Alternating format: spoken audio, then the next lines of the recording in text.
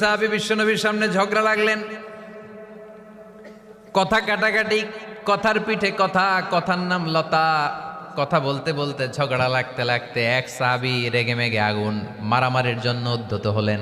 বিশ্বনবী দেখলেন ওই সাহাবীর চেহারাটা একেবারে আগুনের গোলার মতো লাল হয়ে গিয়েছে।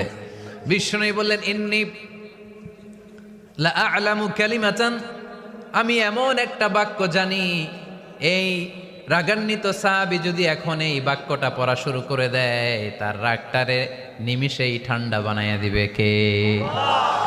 ওই সাহাবী বললেন, ইয়া রাসূলুল্লাহ, কি সেই বাক্য আমারে শিখাইয়া দেন। বিশ্বনবী বললেন, পড়ো, আউযু বিল্লাহি মিনাশ শাইতানির রাজীম। আবার পড়েন, আউযু বিল্লাহি মিনাশ শাইতানির রাজীম। সুবহানাল্লাহ।